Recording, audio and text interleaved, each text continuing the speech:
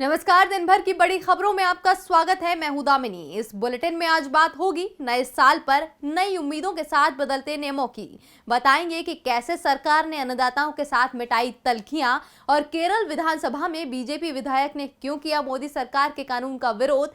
जानेंगे राहुल गांधी ने आज क्या लगाए केंद्र सरकार पर आरोप। और बुलेटिन के आखिर में बात दुनिया के कई देशों में नए साल के जश्न की। लेकिन तमाम बड़ी खबरों से पहले एक नजर सुर्खियों पर।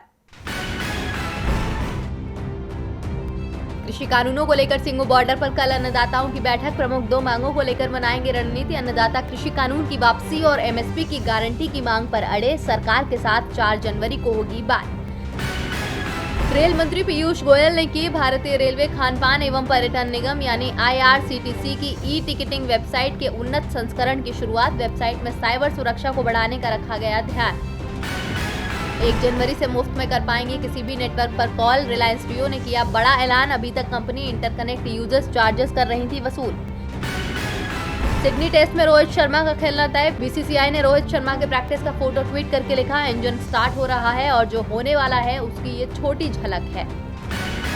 और साल के अंतिम दिन शेयर बाजार में नहीं दिखी ज्यादा हलचल। सेंसेक्स 5 अंकों की तेजी के साथ 47,751 अंक पर हुआ बंद। निफ्टी कल के ही स्तर 13,982 के स्तर पर हुआ बंद।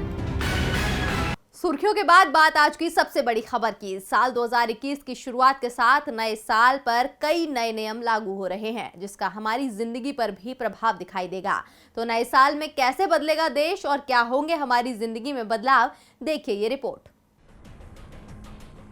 नए साल में जो सबसे बड़ी खबर सुनने को मिल सकती है वो है देश को नए साल में वैक्सीन का तोहफा। 1 जनवरी को CDSCO ने बैठक बुलाई है। बैठक में वैक्सीन बनाने वाली कंपनियां अब तक की अपनी जांच का डेटा रखेंगी और इन डेटा के आधार पर सरकार वैक्सीन के इस्तेमाल की इजाजत दे सकती है। वैक्सीनेशन का ऐलान पहले सप्ताह होने की संभावना है। 5,000 रुपए तक का contactless card payment. Contactless card के द्वारा अब 5,000 रुपए तक का ट्रांजैक्शन किया जा सकेगा। पहले ये सीमा 2,000 रुपए थी। ये बढ़ी हुई लिमिट 1 जनवरी से लागू हो जाएगी। चेक पेमेंट से जुड़ा नया नियम। 1 जनवरी से 5,000 से ज्यादा के चेक पेमेंट में पहले बैंक खातेदार को सूचना देगा। चेक की डिटेल्स कंफर्म होने के बाद ही बैंक पेमेंट करेगा। म्यूचुअल फंड निवेश के नियमों में होगा बदलाव। 1 जनवरी से म्यूचुअल फंड्स का 75% हिस्सा इक्विटी में निवेश करना जरूरी होगा। अब तक निवेश की सीमा 65% थी। लार्ज कैप, मिड कैप और स्मॉल कैप में 25% निवेश करना होगा जरूरी। जीएसटी के ई इनवॉइसिंग सिस्टम में बदलाव। जीएसटी के तहत 1 जनवरी से 100 करोड़ से अधिक के बिजनेस टू बिजनेस टर्नओवर में ई इनवॉइस जरूरी होगा। यूपीआई से जुड़े नियम। अब अगर आप थर्ड पार्टी ऐप से कोई ट्रांजैक्शन करेंगे तो आपको यूपीआई में प्रोसेस ट्रांजैक्शन के कुल वॉल्यूम पर 30% शुल्क देना होगा। ये नियम भी 1 जनवरी से लागू होगा। गैस सिलेंडर की कीमतें भी बदलेंगी। हर महीने की पहली तारीख को एलपीजी सिलेंडर की कीमतें सरकारी तेल कंपनियां तय करती हैं। ऐसे में 1 जनवरी 2021 को रसोई घरेलू गैस सिलेंडर की कीमतों में बदलाव तय है। सरल जीवन बीमा। अब नए साल से सभी बीमा कंपनियां सरल जीवन बीमा लॉन्च करेंगी। ये एक स्टैंडर्ड टर्म इंश्योरेंस होगा। इससे ग्राहकों को कंपनियों की ओर से पहले से दी गई जानकारियों के आधार पर फैसला लेने में मदद मिलेगी। सरल जीवन बीमा 18 से 65 वर्ष के लोग खरीद सकेंगे और पॉलिसी 5 लाख से 25 लाख रुपए तक की रहेगी। छोटे कारोबारियों को राहत। सालाना 5 करोड़ रुपए तक का कारोबार करने वाले छोटे कारोबारियों को जनवरी से साल के दौरान केवल 4 बिक्री रिटर्न दाखिल करने होंगे। अभी मासिक आधार पर 12 रिटर्न दाखिल करने होते हैं, लेकिन अब छोटे कारोबारियों को साल में 4 GSTR 3B और 4 GSTR 1 रिटर्न दाखिल करने होंगे। कुछ फोन में नहीं चलेगा व्हाट्सएप। अगले साल की शुरुआत के साथ व्हाट्सएप उन डिवाइसेस पर काम नहीं करेगा जिनमें कम से कम एंड्रॉइड 4.0.3 ऑपरेटिंग सिस्टम और iOS 9 मौजूद नहीं है। आईफोन के लिए कम से कम iOS 9 और उसके आगे और एंड्रॉइड यूजर्स को एंड्रॉइड 4.0.3 या ज्यादा नए वर्जन में अपडेट करना होगा। लैंडलाइन से मोबाइल पर कॉल का नया नियम। अगले साल से 15 जनवरी से देश में लैंडलाइन से मोबाइल पर कॉल करने का तरीका बदलने वाला है। 15 जनवरी 2021 से फिक्स्ड फोन से मोबाइल पर की जाने वाली हर कॉल के लिए मोबाइल नंबर से पहले 0 लगाना जरूरी होगा। महंगे हो सकते हैं टीवी, फ्रिज और वॉशिंग मशीन। नए साल 2021 में LED TV, fridge, washing machine और दूसरे कुछ होम अप्लायंसेस की कीमतें 10% तक बढ़ सकती हैं। इसकी मुख्य वजह कॉपर, एल्यूमिनियम और स्टील की कीमतों में वृद्धि होना है। नए साल में बहुत कुछ बदल रहा है, लेकिन एक खबर जिसने इस साल के अंत में सबसे ज्यादा ध्यान खींचा वो थी अन्नदाताओं के आंदोलन की। सरकार के साथ आंदोलन कर रहे अन्नदाताओं की बातचीत भी चलती रही, लेकिन उसमें हमें तल्खी देखने को मिलती थी। 30 दिसंबर को 7वें दौर की वार्ता में ये तल्खी एकदम से गायब हो गई। तो सरकार ने कैसे मिटाई अन्नदाताओं से तल्खियां, देखिए हमारी ये रिपोर्ट।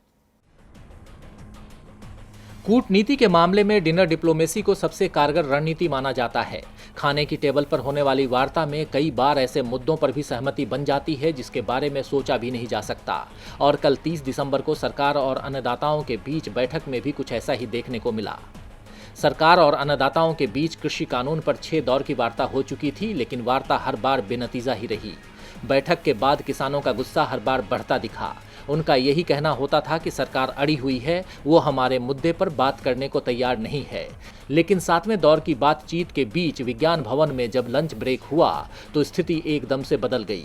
हर बार की तरह लंच ब्रेक में अन्नदाताओं ने अपना खाना अलग से मंगा लिया और लंगर शुरू कर दिया।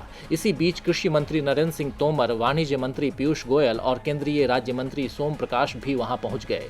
कृषि मंत्री नरेंद्र सिंह तोमर ने अन्नदाताओं से कहा, ओ पाजी, अकेले अकेले खा रहे हो? इस पर अन्नदाताओं की ओर से जवाब आया, नहीं सर, आपके लिए भी प्लेट मंगवाते हैं। बस फिर क्या था कि मोदी सरकार के तीनों मंत्री भी हाथ में प्लेट लेकर लंगर खाने के लिए लाइन में खड़े हो गए। जो तल्खी घंटों की बैठक के बाद भी दूर नहीं हो पा रही थी, वो 2 शब्दों में ही दूर हो गई। लंच के बाद बैठक फिर शुरू हुई, लेकिन इस बार सरकार और अन्नदाताओं के बीच तल्खी गायब हो चुकी थी। बाद में अन्नदाताओं की 4 में से 2 मांगों पर सहमति भी बन गई।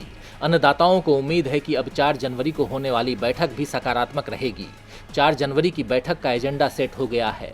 तीनों कृषि कानूनों और एमएसपी की गारंटी जैसे 2 मुद्दों पर ही ये बैठक होनी है।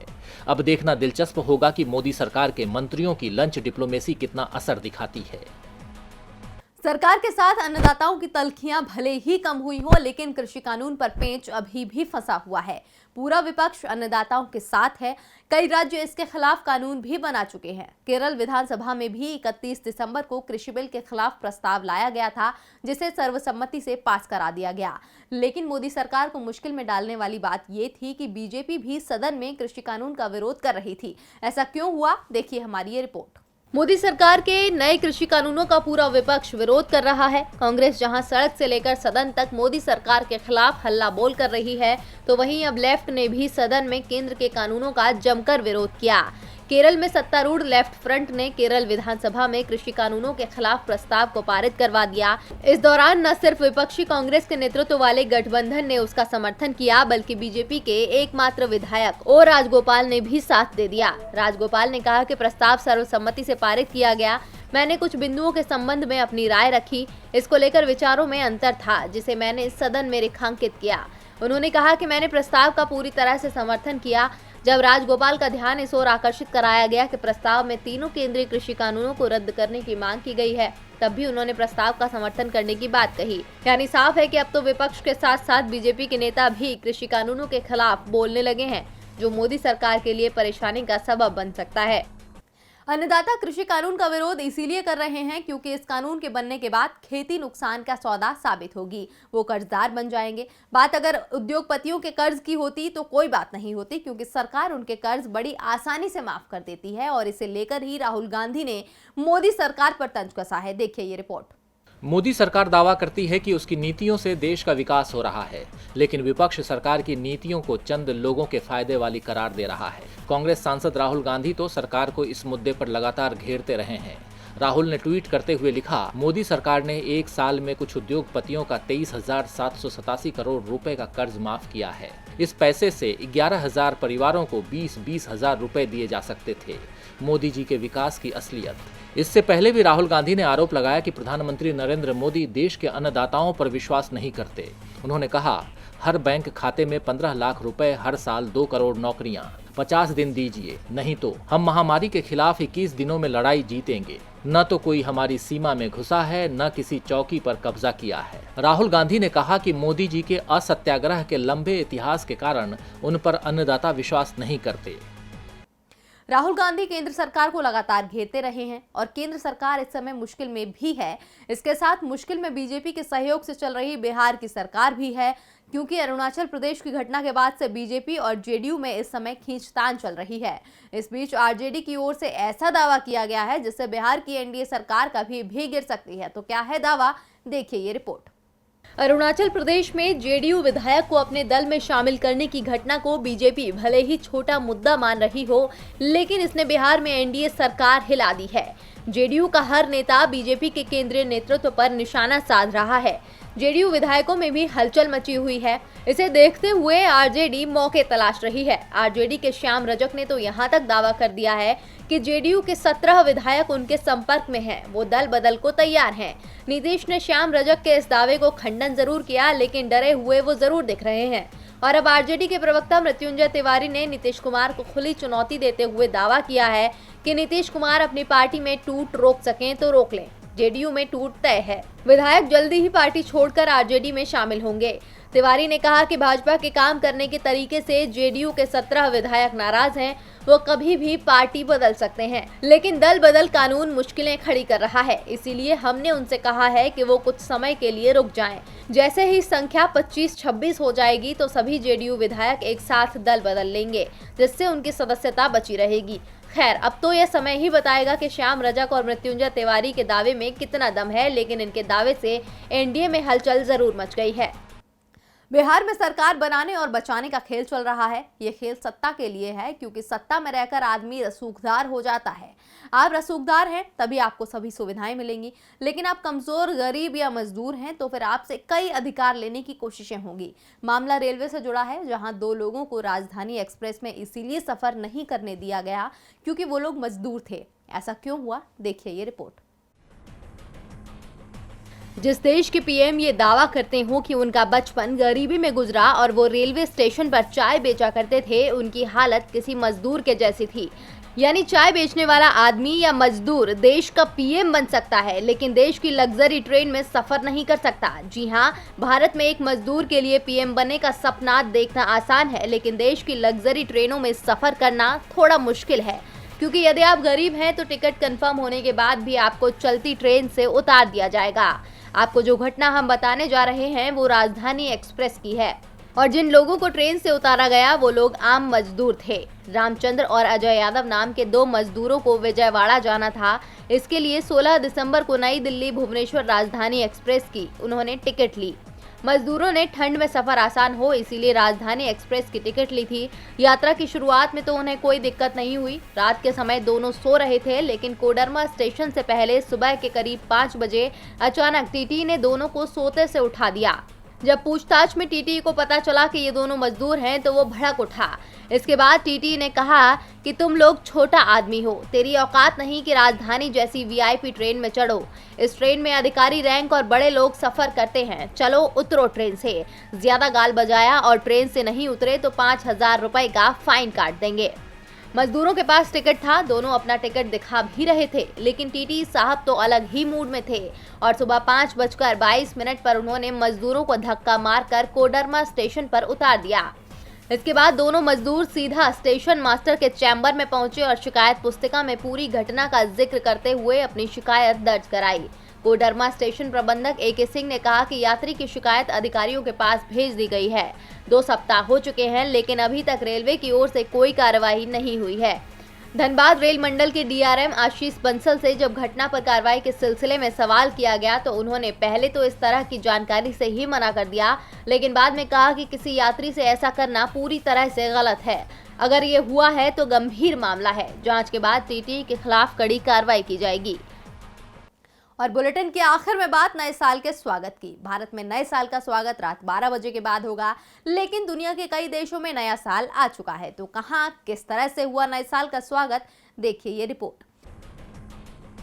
भारत में नया साल का काउंटडाउन शुरू हो चुका है। अब से कुछ घंटों बाद देश में भी नए साल की शुरुआत हो जाएगी, लेकिन भारत से पहले समोना और किरिबाटी के लोग तो भारतीय समय के अनुसार दोपहर 3:30 बजे ही नए साल का स्वागत कर चुके हैं। इसी तरह 3:45 बजे चैथम द्वीप न्यूजीलैंड में भी 2021 का आगाज हो गया है।